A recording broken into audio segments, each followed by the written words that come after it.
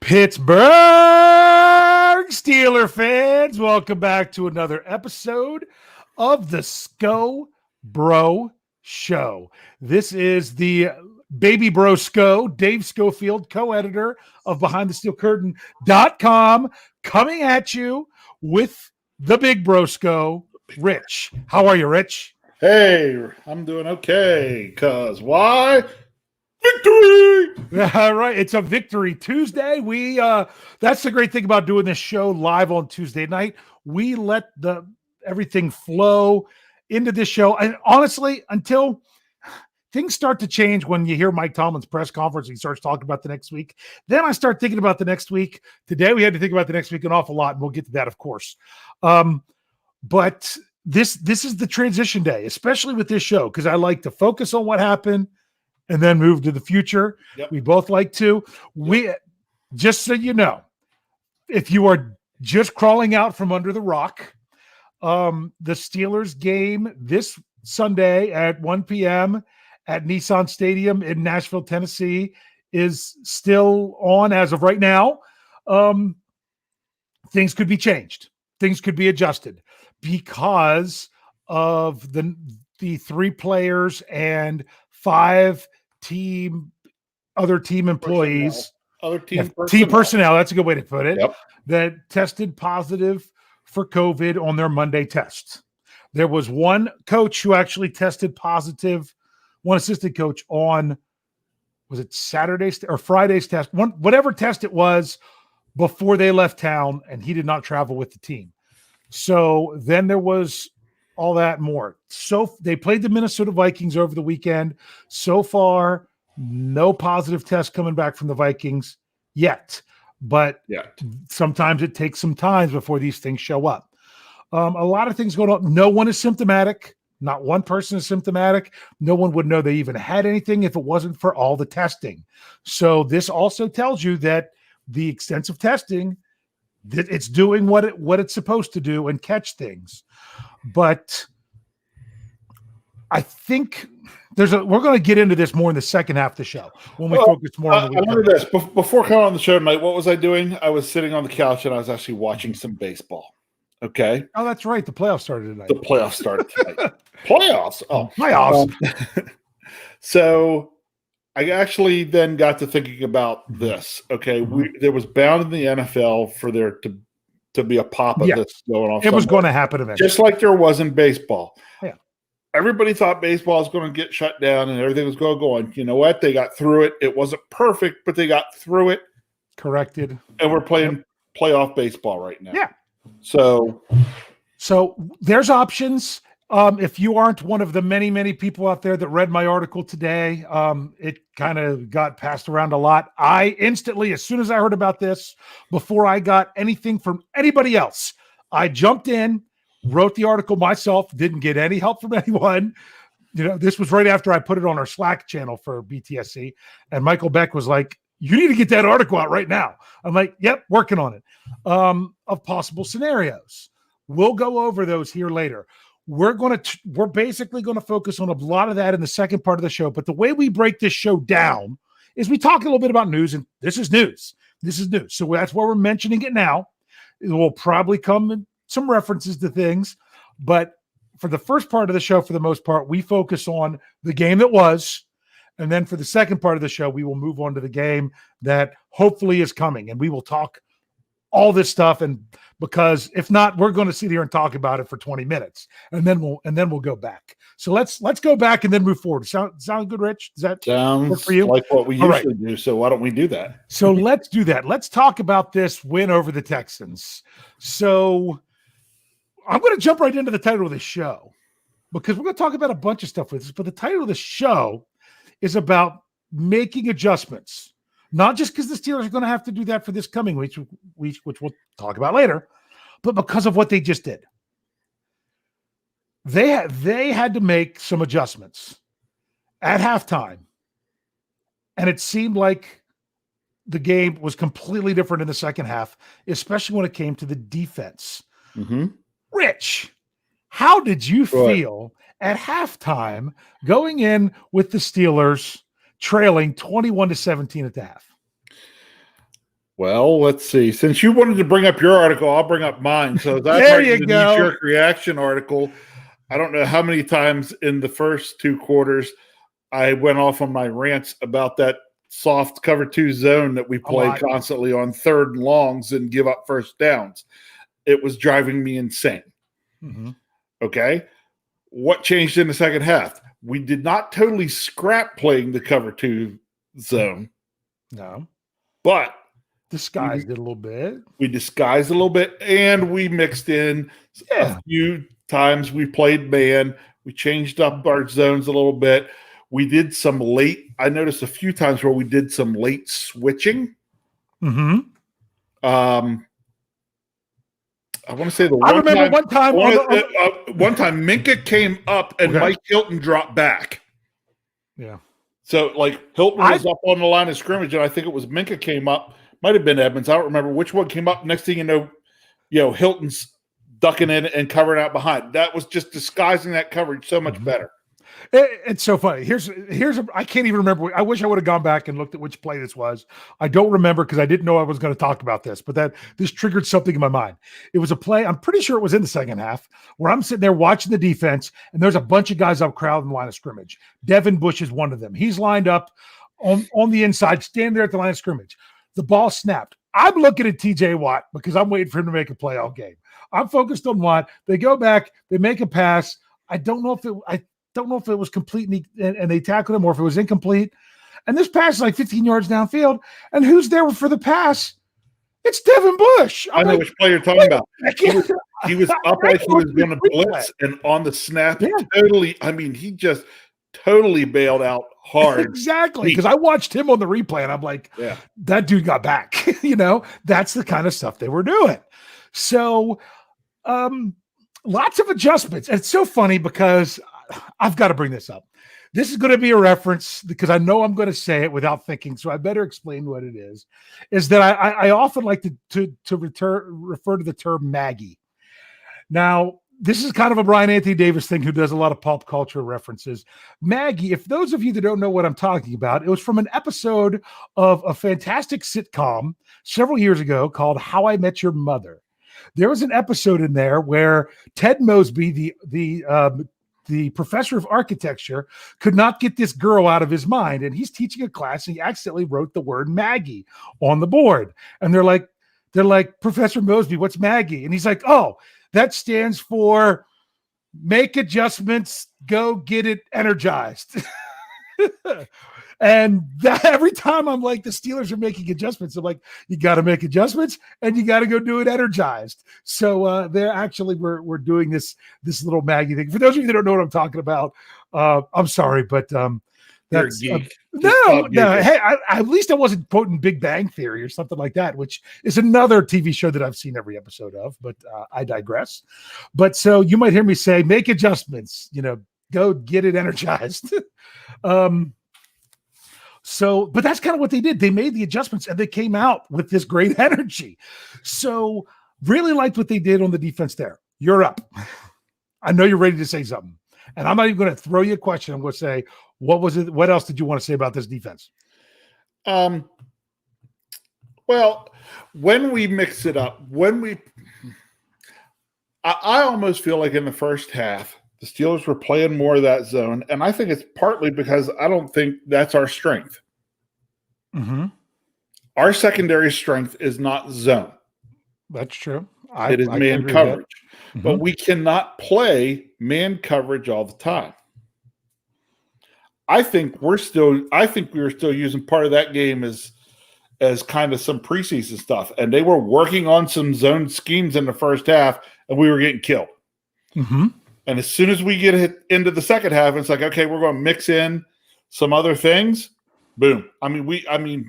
We stopped them cold. Yeah. Yeah. I don't know how Deshaun Watson does not end up with over 300 yards passing when he had it was close to 220. I want to say it was 216 or something. Oh, I had it at some point. It was 2. Where'd it go? I have it here somewhere saved off. So go ahead, keep talking. So he's over 200 yards in the first half, and yet they finished the game and he doesn't hit 300 yards. Yeah. Well, they had 209 yards total in the first half. Right. The passing, I think it was technically it was 188, but you also had to take the sacks off from that. Okay. It wasn't his individual. That was the team passing yardage, not Correct. his individual. His individual but no, he was passing, over 200. He was over correct. 200. His individual passing yard was over 200 yards. Mhm. 209. I knew it was somewhere around 210. So to come out and basically shut that down in the second half was pretty impressive. Yeah.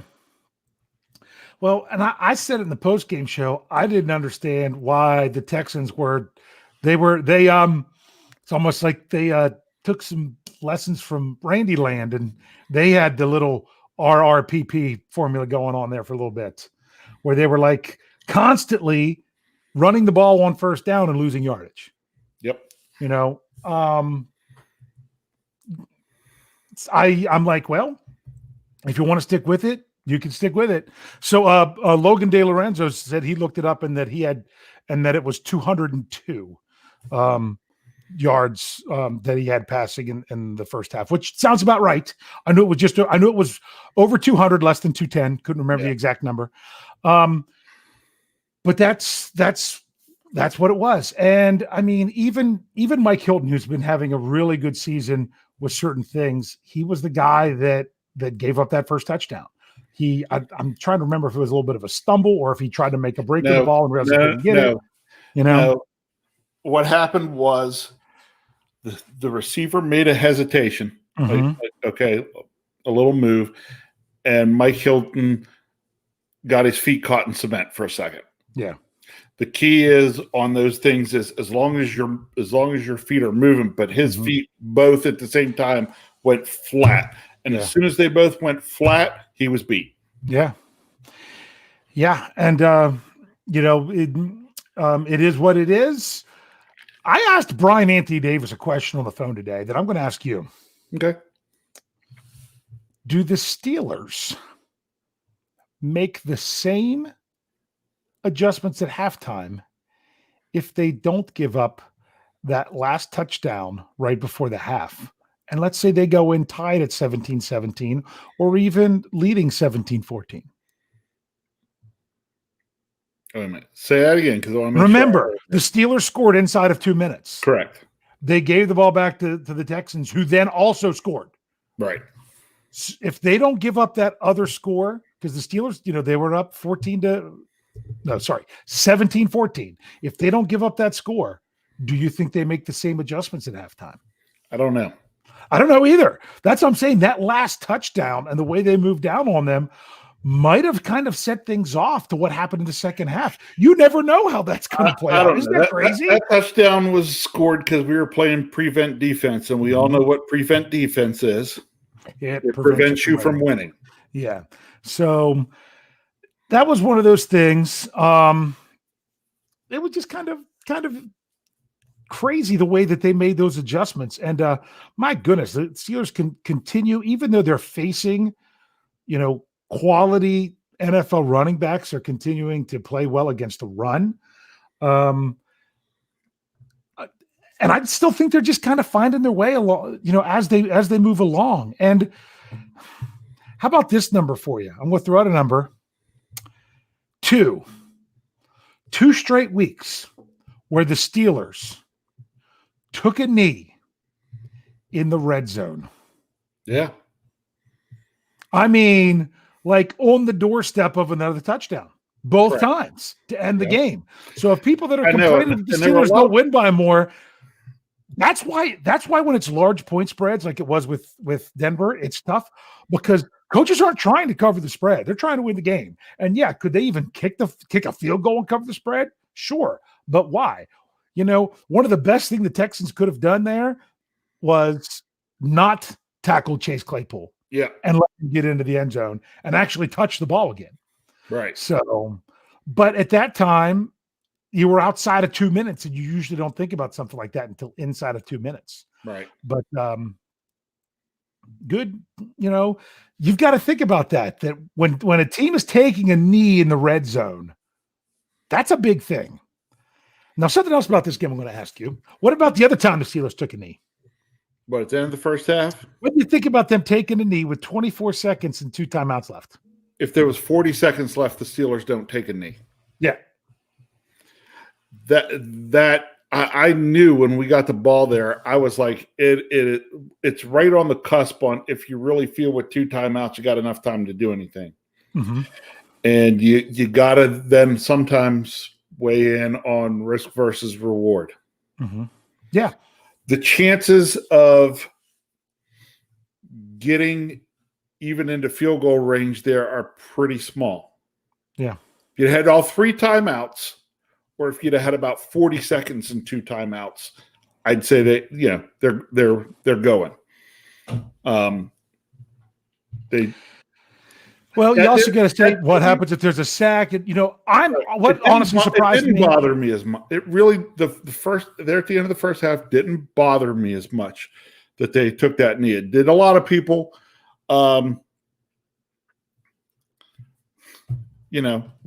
Just think we could have been sitting here talking. We might have still won the game, but what if we had then been sitting here talking and say, "Oh, the turnover streak continued. Why didn't we just take a knee at the end of the first half?" There's 2 ways to look at it. There's 2 ways to look at it, and this is what I would have done. What I would, and I'll say this because I've actually done this before as a coach. I would have lined up in shotgun and all wide, like you're going to go out and go for it, and handed it off. And if you get nothing, then you just walk off the field. If you bust a big run, you call a quick timeout, and then you go for another play. That's what I'd have done. I wouldn't have even bothered about throwing the ball. I would have ran the ball rather than just take a knee. I'd have ran the ball just to see what would have happened because, if you bust out 15, 20 yards, all you need is one more play and you're in field goal range. So I also think that the Steelers were probably a little bit stunned at giving up that quick touchdown. That was fast. That was a fast touchdown. Yes, it was. And there was some that was like, you know what? Let's just get out of here and get in because we need to regroup. Yeah. So I questioned it. I didn't think it was absolutely crazy, but it's not what I would have done. So I've told the story before in a game I coached when I was coaching freshman football. Someone had told me a story that had played for where I coached earlier, where they went to take a knee at the end of the game and they hadn't actually practiced taking a knee. And when the quarterback called take a knee, the whole team took a knee, not just the quarterback. The linemen, the running backs, they snapped the ball, and every guy took a knee, and some of them got knocked over and stuff like that. And I'm like, oh, how embarrassing. And I'm like, oh, it's halftime. And my assistant coach, who is now the head varsity coach at the school, said, Coach, just take a knee. Let's go in for halftime. I'm like, they don't know that play. He's like, what do you mean you don't know the play? I'm like, I'll tell you the story later. And I said, you know what? We're just going to run the 444 wham, which for those of you that you play Madden, that's like ISO, where you're just, you're not blocking the linebacker, you're leading one of them with a fullback. Yeah, how about a 68-yard touchdown then the half? That's what we end up doing. And he's like, I'm never punching you again, Coach. You're thought you were going to take a knee. Yeah. Yeah, and I didn't take a knee because I'm like, I didn't want the kids to not know what I was talking about. So that's what happens when you're dealing with, 13, 14-year-old kids. So there you go. I got to put this up. Wes put it up there because I was thinking something very similar there, Wes. Okay. He thinks if Tomlin probably walked up to Keith Butler at halftime and said, if you call a 50-yard cushion cover 2 again, I'm going to punch you in the face. That's pretty funny. So, yeah, but I mean, the Steelers, anything else from the game stand out? I don't want to just focus just on the second half defense. I want to give you a chance to share your thoughts in general. I thought, again, it's the offense, I think it's really starting to click. Been spreading the ball around. All those different receivers. I mean, when you look at all the receiving yards and the fact that they were led by Ebron, 5 catches, 52 yards. It's nice to be able to throw the ball to so many different guys. And you got to remember, we were throwing it to all kinds of different guys, who didn't catch a ball on Sunday. Deontay Johnson. Deontay Johnson didn't catch a got, ball on Sunday. Yeah, because he had the nice end around, and that was the play he got hurt on. And yeah, I thought he took a pretty good lick on that play because the guy caught him from behind, which then made him fall with his head into the guy in front of him. So that was, but to get that much production without Deontay Johnson and everything was. Now, I'm going to give Kyle some credit for something he and I were talking about tonight. Mm-hmm. Okay. Kyle was like, "Hey, Dad," he's like, "This afternoon," he said, "I was back and looking at highlights of the game again." Mm-hmm. He said, "You know what I've noticed so far this year?" I was like, "What's that?" He's like, "When we're running the football, like we're getting a lot of 6, 7, 10, 12-yard runs."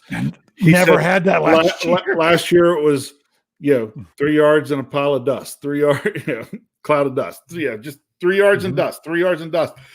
It is really nice to see us having times hand the ball off on first or second down and getting 6 or 7 yards. Yeah. Yes. So, I mean, and it's those first down plays, getting that amount of, successful first down plays. If you can get 5 or more yards on first down, that's money in the bank right there. I also noticed some folks have been a little bit down on Matt Filer because his play has not been phenomenal. But I will say this, when Matt Filer pulls coming around to the right, oh my gosh. Well, that's I'm not going to say that his play hasn't been phenomenal. I'm just saying it hasn't been consistent. Correct. And that's the thing. He'll make some fantastic plays and then he'll not totally whiff on somebody. And it's like, whoa. So, and it's so funny because as great as Chuks Okorafor did against JJ Watt, they dropped his PFF rating a bunch because of it. So that's I was actually just getting ready to bring that up. Since I talked running game a little bit, David Titteback says time of possession. Yeah. I mean, it was almost 13 minutes? Yes. A little over 13. Oh, it was more than 13 minutes. The difference was 13 minutes, and I have it right here, 42 seconds. 42. The Texans did not even have the ball for 10 minutes in the second half. It was 9-something, which means, the Steelers held the ball for almost a quarter of the game longer than what the Texans did. And a lot of that was second half. I mean, we had some nice, long, sustained time eating drives in the second half. Yeah. Yeah, just some all in all crazy stuff. And I mean, I feel like the offense is super balanced. There's not really one receiver or even running back you can focus in on. I mean, if you're going to focus in on stopping the Steelers running game, then just throw. Ben Roethlisberger hasn't had to be Mr. Throw the team on my back and I'm going to win this thing. Yep. That's the great thing about Ben. Can he? I believe he can even right now, even coming back. I think he can. But him not having to is what's the best thing for the Steelers. Right. If he doesn't have to. So, and part of that is just having so many weapons right now. Yeah. I just can't remember the last time it seemed like we had this many weapons. So, and you got to bring up, it was nice to see Ant Mac get out there and get a helmet this week and get some plays in. He ends up with 42 yards. Yeah. I mean, great change of pace back to put in there. And did well. Yeah. Did well when the opportunity was given. So, I mean, it's crazy because I'm sitting here looking at like the statistical comparison for the game. And this is where they just say advantage one team or the other. I mean, I'm just going down the list to start and everything Steelers. First downs, 25-13. More passing first downs, 13-12. Rushes for first downs. You know how many rushes for first downs the Texans had? How many? One. Because technically isn't a touchdown a first down? I think a touchdown counts as a first down. And that might have been the only one that they had rushing. Because I think even when Watson took off, I don't think he, for the one time he did for 5 yards. I'd have to go back and look. It depends on which stats you're looking at. But what I like to see is here we are Tuesday evening, and it does not look like that they took away a sack from the Steelers. Because initially, we were worried about that one that Bud Dupree had. Initially, it wasn't called a sack. It was initially called a 1-yard rush by Watson. Then by where they spotted the ball, they said it was 3rd and 10 or 2nd and 10 or whatever it was. And then so it went down as a sack of no gain. So I'm like, are they going to take that away or not? And they still have it. So the Steelers, that's 15 on the season. That's averaging 5 a game. How many does that give you? 30. 80. Because that still doesn't change because they were averaging 5 a game coming into it because it was 3 and 7 and then another 5. I'm like, man, just even 4 a game puts them over 60. So that's crazy. Now, it's so interesting. Did you watch last night's game? I sure did. I did Start too. to finish. And some people are like, oh, well, and I'm just like, the Steelers just feel like such a different team than either of those two teams there.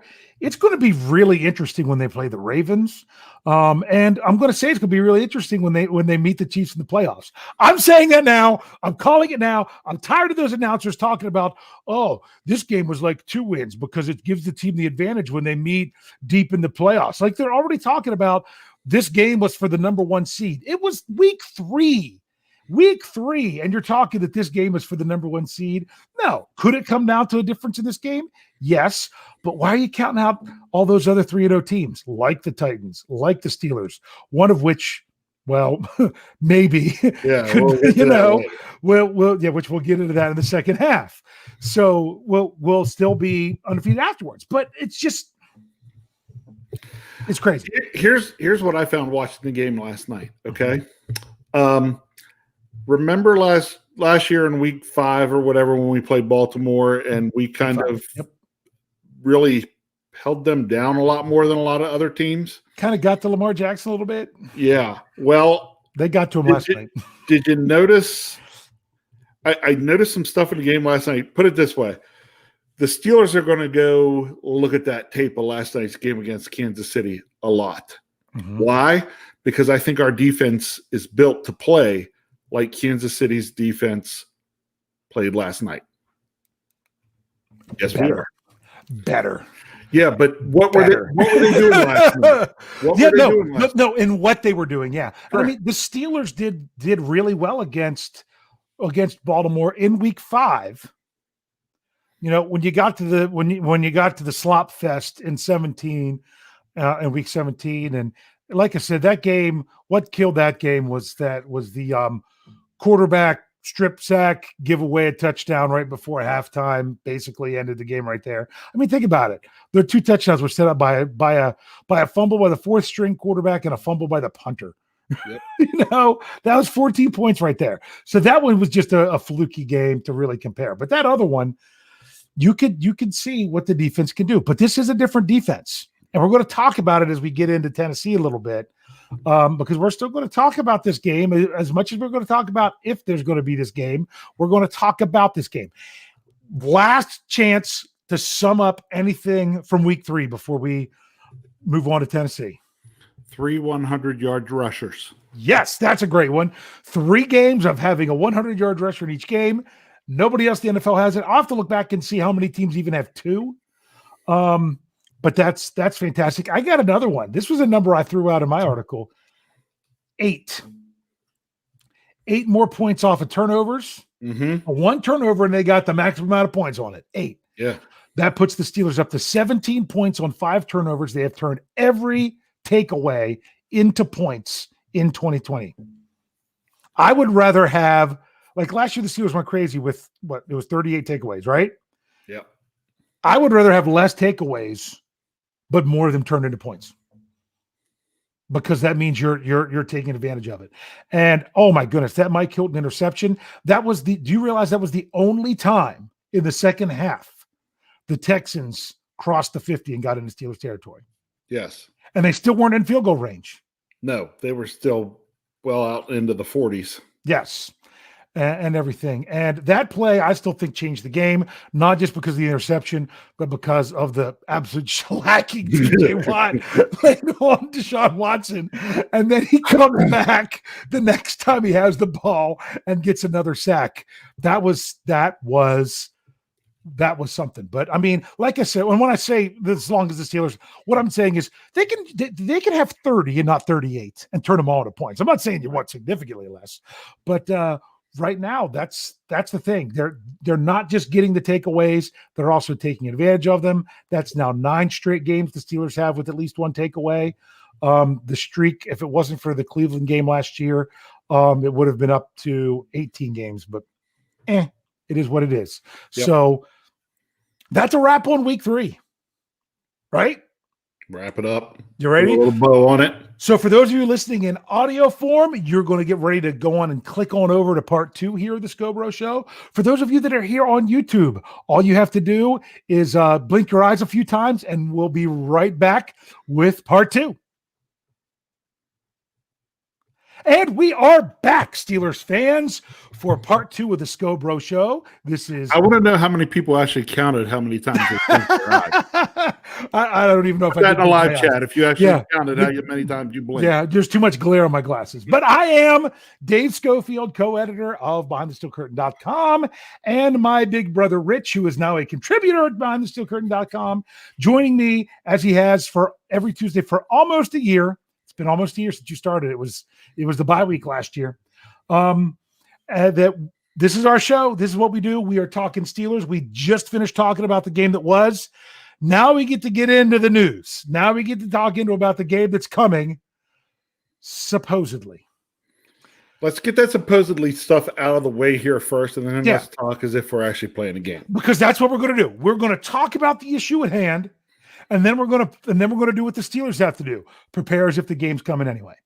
So, as we brought up at the beginning of the show, if you weren't here with us to start, that there were 3 players and 5 team personnel that tested positive for COVID as part of Monday's tests. Not for the Steelers. Not for the Steelers, for the Tennessee Titans. Yes. After their trip to Minnesota. There was one assistant coach that didn't make the trip in the first place because of a test. Okay. You might have to go check something. What's that? Well, come on, go up there. Well, they just announced. Honestly, there's been announcements like crazy all over that it's on until it's not. Until they, and honestly, that's been the NFL stance so far, is that they keep announcing that the games are on as we evaluate things. I think we will know a lot more tomorrow. Yeah, because I mean, I'm going to sit here and just double check to make sure. You know what? If it did, someone would have sent something in our Slack channel. I think if there would have been something. Hold up, it's on the ESPN stack. It was right at the top. Okay. It says what? It said source that it will be played. Well, on Sunday at 1:00, or did it say it will be played? Hold on, I'm trying to scan the story real quick. Give me a second. Because I said this before, I wrote this article BehindTheSteelCurtain.com. You can go look for it there. It's on our Facebook page. Got shared like crazy all over Facebook. It's actually on the SB Nation main page as well. That I came up with some possible scenarios. I just did it on my own. Okay. What? Ready? So while no official decision has yet been made about the Titans game Sunday against the Pittsburgh Steelers in Nashville, the NFL wants and intends to have that game played. So in other words, there's no more news. That's them bringing up another story. Yep. So what my article was about was I said these are things that they could do. And I basically did 3 of them. So of the possible scenarios. Scenario number 1 is they play the game at 1:00 as scheduled in Tennessee.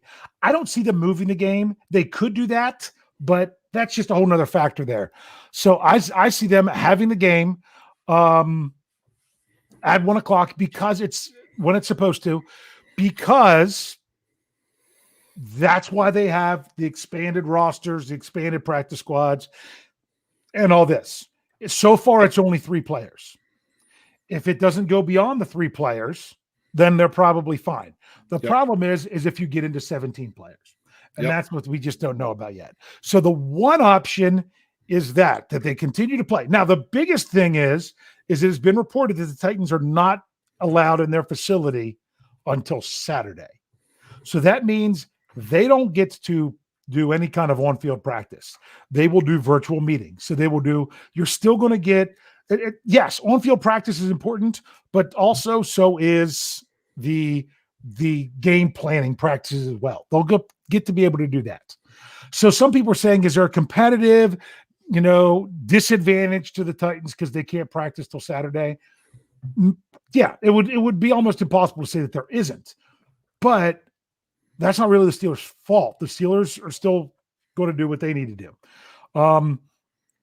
Honestly, I wouldn't have been shocked if the NFL would have told the Steelers they couldn't practice. They had to do virtual practices just to make it even, which would have been messed up. But anyway, so the one option is to keep it where it is. The show must go on. That's what I call that section. Yes, the Titans would be disadvantaged. Then the other thing is they could move the game to Monday. This was my own thought, or even Tuesday at the latest. Tuesday's not good because you got a quick turnaround. That's even worse. It still is not as much the turnaround as going from Sunday to Thursday. But then I come out and find out later that this Tuesday thing's an option. So I'm like, ooh, I got that one. Don't know that they'd adjust the time of the Falcons-Packers game to make it a doubleheader. They could even do it as an afternoon game and try to televise it. Or they might just go at the same time, and it depends on where you are, which game you get. So that's option 2. Option 3, which was one I figured out on my own, and then all of a sudden other people were reporting this as well, because it makes sense. Anyone who looks at the schedule could figure this out, is that it was 2 years ago, I think, where I might be off. It might have been last year, where it was the Buccaneers and was it the Jaguars? I'm not sure, but it was 2 Florida teams. Yeah. There was a hurricane. Yes. And one of the options was they could have played, and Heinz Field was actually considered an option because the Steelers were on the road week 1, that they could play somewhere else. But because both teams had the same bye week, they moved the game to their bye week, and they got no bye week throughout the season. It started off the season. Someone will tell me in the live chat what year that was because I didn't look it up. But the Steelers and Titans don't have the same bye week. The Steelers' bye week is week 8. The Titans' bye week is week 7. But who do the Steelers play in week 7? They play the Baltimore Ravens. The Baltimore Ravens and the Pittsburgh Steelers have the same bye week in week 8.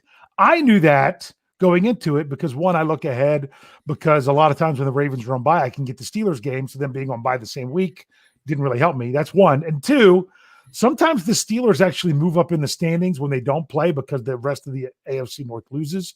And that I said that can't happen this year because the Ravens don't play either. So I knew they had the same bye week. You could move the Steelers-Ravens game to week 8.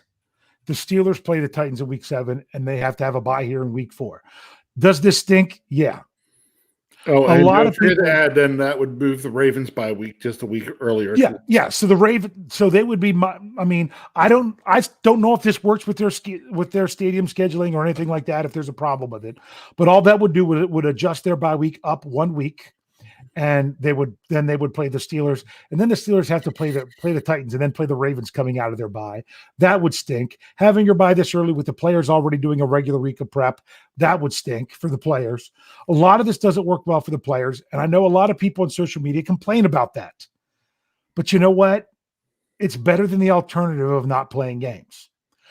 I didn't even throw out the other option out there that some have thought of. Hold on. Go ahead. I got to bring this up. Gotcha. So Andrew said we can't have our bye week switch around. Playing 13 weeks straight is used to happen all the time. Didn't we have a couple years in there where the number of teams were odd? So there was a team on bye every single week. That's what it was. We remember that from fantasy football, of course. Correct. What year did the Cleveland Browns come back into the league? That was 99, correct? When the Browns came back, and then the Texans came in 2003, correct? I think so. I might be off in those years. It was those years in between. There was an odd number of teams. There was teams that had a bye every week. There was There a were team teams that on had bye week 1. there was people that had a bye the week 1, teams that had a bye week 17. I remember because from our fantasy football, you'd like, well, do you really want to take a player that's going to be on bye in the last week of the season or in the last week of fantasy when you'd be having your championship, and here you're not going to have him because of the way the bye works? I looked at that when I went to draft. Yep. Then I remember in 2001 that all got moved because the entire NFL's week 2 schedule got moved to the end of the season. Right. So that's one of those things that they've done before. I remember the Steelers had a bye in week 3. They've had a week 3 bye before. What stinks isn't having it so early. It's getting partway through your week and then finding out you have it. That would be the worst. Yeah, that's what would be rough. There's a lot of people, and I'll remember this is just people on social media. So sometimes just because you're the one who types it and you're the most vocal doesn't mean you speak for the majority. We know that's true all the time. With various things in life, but there were a lot of people online that I saw saying the Titans should just have to forfeit. They should just have to forfeit. No, that's like the last thing the Steelers want. No. I didn't even put that as a scenario in there. No, we're not. It's not going to be a forfeit. That's not the way they're going to do. No. The other option teams asked, hey, what about in baseball when it was 2 teams? They paired up the other 2 teams. The problem is, the 2 teams involved are the Titans and the Vikings. And who do the Vikings play this week? The Texans, who the Steelers just played.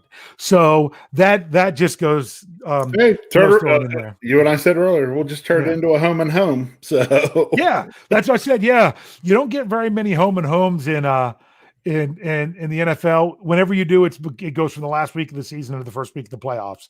If it just so happens to work out that way, where the 2 teams play each other again, but in a different location.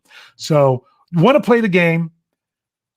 Honestly, if they moved it to Monday, that wouldn't be the worst thing in the world. I don't like the Steelers having a short week going into the next week, but I'd rather do that than any other alternative. I would rather do that than to have them move their bye around. What's your preference here with this? Out of those different scenarios, which one would you prefer the most versus the least? Okay, we'll prefer the most play the game Sunday at 1:00. Yeah, same here. Yep. Prefer the least, move the game all the way to Tuesday. Yeah. So you would even prefer switching the bye over that one? I don't want to say if I necessarily prefer it, but I would see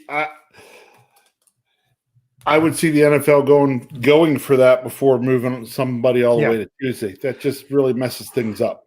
Teams plan out their strategies based even on the bye week and the quarters of the season. You look at that first quarter, the second quarter, all that stuff. And it would, it's not like you can't do it, but it does change the way you approach things. So those tests were taken after the game on Sunday.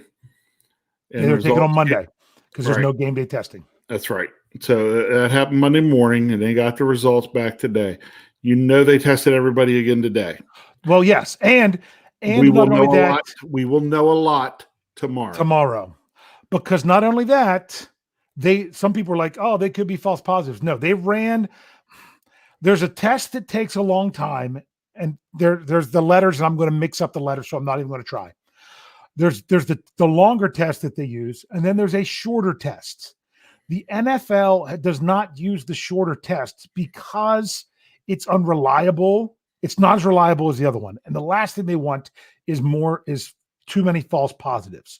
But they use the fast test to then try to back up any other test that they do that's the longer test. So anytime there's a positive from the long test, they instantly turn around and do the short test now. That's something that they started after the whole Matt Stafford situation from training camp. So they do that. So they instantly had positives from both tests, within an hour of each other or whatnot. Once they got the first results, because then they run the second one. So that's not going to be an issue. Is it false positives? The question is, did it spread? And the thing is, people are like, you don't want to put the Steelers in danger. I completely understand you don't want to put the Steelers in danger. But by Saturday, you will know if anyone, even if it takes a while for them to test positive, by Saturday, you will know. Now, here's another thing. I don't want to get too much into the science of it because I don't want to be controversial or anything, but I'm just going to go based on science stuff that I read. And for those of you that are wondering, my degree is in science. I am by degree a physicist, woohoo, just like you are by degree a mathematician. And we both sit on here and do, Steeler podcast. Yeah, and say, what do we do? We sit on here and do Steeler podcast. So it is believed that that asymptomatic people, there is a level of the amount of virus that people have. And if you are asymptomatic, in a lot of cases, it means you don't have the same amount of the virus as other people do. The more you have of it, the worse you are. Okay. Just like other diseases.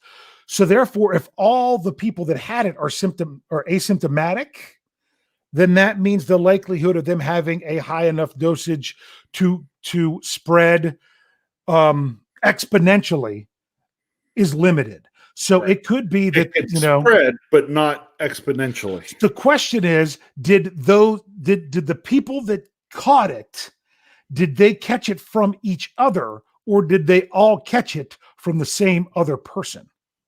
Right. Because if they caught it from each other, you're dealing with a different issue, because then that the people that have it, those 8 people are at a more of have a higher ability to spread it to those people they were in contact with. But if they all caught it from the same person, then they might not have the same, contagiousness of it. As all a possibility. These are things we don't know, but these are things that are important to know. Ezra says his brain is hurting. So, do you think we covered that enough now, Rich? Do you think we could talk about what happens if they get to play this game when we play on Sunday? Because I hate to, we're playing Sunday. Yes. So I have a feeling that they got it under control there, and if they got it under control, and it's just the 3 players, the game will go on. 3 players and 5 staff. You got to remember 5 staff because but you don't know what. All I heard about the 5 staff members is 2 things. They weren't all coaches and they weren't no coaches. Yeah. So some of them were coaches. That's it. So that is that. Coming up this week, I tell you, I'm going to break this down a little bit more on Thursday morning Stat Geek podcast. So if you're listening to this in audio form, you're probably already possibly listening to those. If you're watching this on YouTube and you're not listening to our audio only platform that you can get anywhere podcasts are available, that, Apple Podcasts, I don't even know all of them, Stitcher, Pandora. I don't know. I listen to them right on the website. Oh yeah, you can get them right on the website. I listen to them on the purple button on my iPhone. That's where mine is. So, and that's where the majority of people that listen to them. It is through there. That I'm going to talk about this more on stacking. But if you're not listening to those, you can't miss Jeff Hartman's Let's Ride that he does 3 times a week. Those are great. I haven't caught today's live mic yet because I did an awful lot of writing and an awful lot of covering of news today. It's been a little bit busy. But one thing I'm going to dive into a little bit more in Stat Geek is when this schedule came out, I originally picked the Steelers to lose this game. And the reason that I did is because I felt that Tennessee's offensive strength was our defensive weakness. But that is not how the Steelers defense is playing in 2020. Right now, this is a strength on strength issue. This is the running game of Tennessee against the run defense of the Steelers. So I'm not nearly as concerned as I was about this game originally. I still think it's going to be a tough game, a tough matchup. It's like a 1.5 point spread right now in favor of the Steelers. When this opened up in not April, it was May when the schedule came out. It was 2 points in favor of the Titans. So it's moved a little bit in their way. What do you think about this matchup? What stands out to you the most about this upcoming matchup, Rich? Our ability to stop Derrick Henry and our ability to put pressure on Ryan Tannehill. There you go. Hasn't that kind of been what's been going on for the last 3 weeks? The Pretty ability, much. the ability to stop I the mean, running wasn't back. that what we talked about week 1? Yeah. Bob Saquon Barkley knocked Daniel Jones around. Yeah. Okay. Same blueprint. Let's just go with it. Yeah. We stop Derrick Henry, get pressure on Tannehill. Good things could happen. Now I'm going to ask you a question. Ryan Tannehill had a good season, good turnaround last year, comeback player of the year. Is he the best quarterback the Steelers will face in 2020? No. I don't think so either, because hands down that distinction goes to Deshaun Watson. I'm sorry, the Steelers did some stuff to stymie them in the second half. I don't know if they did it more to stymie Watson or if they did to stymie the Texans attack, game plan. Well, just say coaching staff, even that. Deshaun Watson is a fantastic quarterback. Man, oh man, if he had more, if he had like what Lamar, you're bringing that up and it takes you back to something else right now. Sorry, I got to get off topic on the Steelers for just a second. Okay, yeah. I have to hop off the Steelers talking about Deshaun Watson because they brought it up on the game watching last night, and I feel so bad for the Chicago Bears, who several years ago traded up to the number 2 pick and took Mitchell Trubisky and left Deshaun Watson and Patrick Mahomes out there to be drafted later. To quote the Clemson head coach Jimbo Fisher, he said, if the Cleveland Browns do not take Deshaun Watson with the number 1 overall pick, they will regret it. And they are. Yeah. So, yeah. So that's, he's a fantastic quarterback. So that's less to worry about, but you got Derrick Henry. But look, it's not like the Steelers have not gone up against good running backs to start the season. Saquon Barkley, who I thought might be the best running back they faced, and we saw what happened there. Melvin Gordon, who's had the best day of rushing so far against the Steelers in this year. Yep. And it wasn't that amazing. And then David Johnson, who until this week was, doing very well in Texas, in Houston for the Texans. And he's getting up there, but he's still shown what he can do this year. I think the biggest difference with Tennessee is the ability of their offensive line. I think that's going to be, in my opinion, the best offensive line that the Steelers have faced this year, hands down, no doubt. Now, I know there's some question if their left tackle is going to be available. Taylor Lewan, right? Is it Taylor? I know it's Lewan. I think I got the first name right. I just know him as Lewan. He's one of the best in the game, and he's dealing with an injury that might keep him out a game or two, but it's not going to be long-term, which they thought it could have been right there. But this is going to be the best offensive line the Steelers are going up against. So what do you think? What do you see? Because Double H said it right there. Tennessee's line is gimpy right now. People said the same thing about the Steelers in week 2, so there we go. Wasn't it Indianapolis last year who was supposedly the best offensive line in football? Yeah. And you saw what we did when we played them, right? Well, now you don't throw any offensive line out there and make me say, oh my gosh, our poor defense is going to really not be able to do anything. Sorry. We may not be, 7 sacks worthy on Tennessee. Yeah. But to see anything where our defensive line gets stymied for the game, no. Yeah. We have a guest here. We have Tennessee Titans Weekly. Well, hello, Tennessee Titans Weekly. Hello, Tennessee Titans Weekly. If this is Tennessee Titans Weekly, I would very much like to get in contact with you after this show as fast as possible. My Twitter handle is there on the screen, STLR Superfan Dad.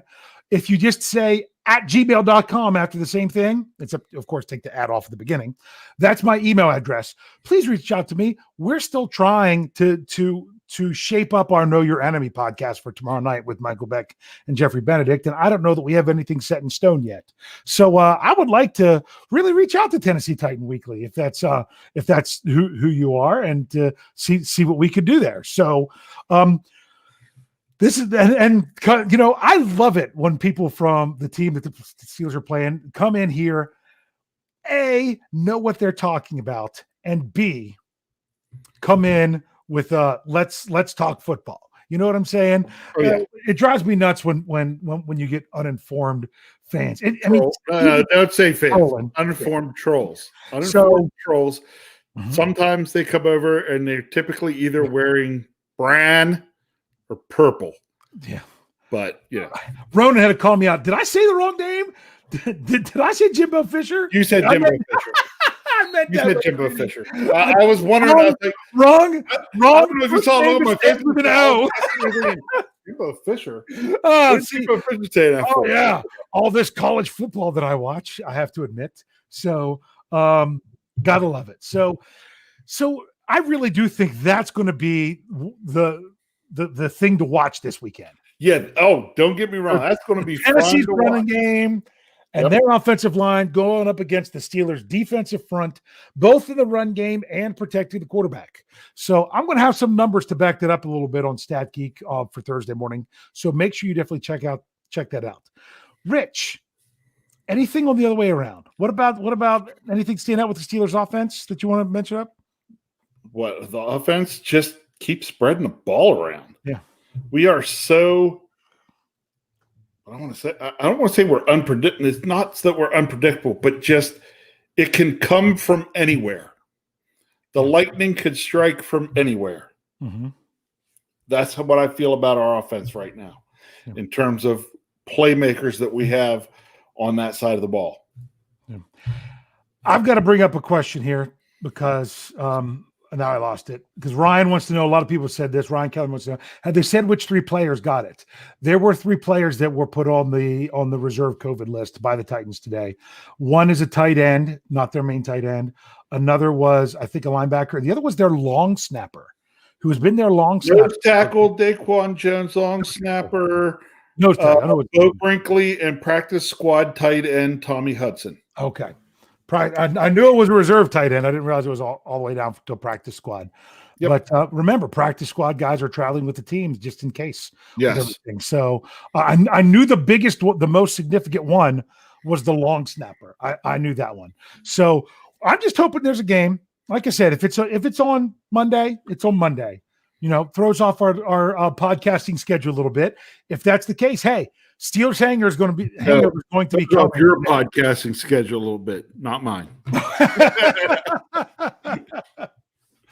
So I'll still be here on Tuesday night. You'll still be not if the Steelers are playing at this time. You said if they play on Monday night. They play on Monday, because they do say Tuesday is the possibility as well. I don't know. I'd have to look that up if an NFL game's ever been played on a Tuesday. Although Rich, I have to say, I did the Steelers 6-pack of questions, or 6-pack that we do on the website Friday nights, where we ask 6 questions for people to talk about. At least 4 of them are Steelers related. The other 2 could be just like life in general or your fandom or whatnot. The one question I asked is what's your favorite kickoff time for the Steelers, since they have so many 1:00 games in a row? Do you like the night games? Do you like the late afternoon games? I got a great answer to that question. And do you want to know what it was? What's that? 6:20. 6:20. What kicks off every year at 6:20? That would be that game played in February. Oh. I'm like, that's a great, and they didn't explain it all. They just put 6:20. I'm like, yes, what a great answer. So this is a big game. That's the thing that's crazy about this. All this COVID stuff going on. This is a huge matchup. Big game for both teams. 2 3-0 teams coming in. Only 3-0 teams facing off. Only undefeated teams facing off this weekend. So, I mean, honestly, the NFL might just say, hey, let's throw that on the Monday anyway. That's, I'm surprised that this will be the first game where I live that is not available for me to watch on TV. Oh, poor baby. Yeah, I'm going to have to go. I'm going to have to go. You're going to have to come up and spend the weekend up here, right? Or, I'm probably going to head on over to one Brian Anthony Davis house. But I don't know. Every time I go over there, the Steelers lose and someone gets hurt. So, I would. Okay. Oh, wait. If the live chat has, kind of banned Kyle from going to games because they lose every time he goes. None of those things. If they lose and somebody gets hurt when you go to Brian's house, you're not going to Brian's house. Hey, like I've said, go over to Jeff's. The Steelers won the Super Bowl in the 2005 season only because my stuffed leather football, we figured out the correct combination of who had to be holding it when the team was on offense or defense, or if they're kicking, and if there was a change of possession, the ball had to be in the air during the change of possession. We figured all that out in the playoffs in order for the Steelers to win the Super Bowl. So you're welcome. But these are the things that we do that is just fun.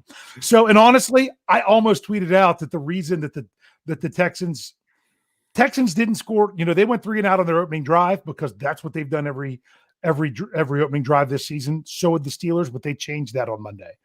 But when they came and scored a touchdown on the next drive, I almost put it on Twitter, say, "I'm sorry, this is my fault. I didn't get my game socks on in time. I still hadn't. I looked down and realized they weren't on."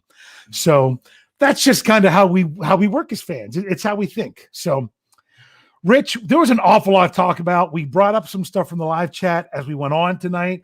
We don't really have the time because of all the things that are up in the air for the game this week to just go to questions, but I'll click on some when I'll ask you what I ask you every week. What is your prediction for this game on Sunday, Monday, Tuesday? And if it gets moved to a different week, we won't hold you to that same prediction. What do you got? I wasn't off by too much last week, just for the record. Oh yeah. I picked the ever fun 29. That's right. I have fun picking weird numbers. I was 27-17 because I had mistakenly picked the under and couldn't go any higher for the Steelers. So just because I have fun with numbers. That's like my wife and I, Renee and I were sitting here the other night, and randomly Alex texts a number to Renee, and it was 127, and I took like 3 seconds and told her to reply, "What is a prime number?" I got to start clicking on these, so you better give yours. Okay, I'm going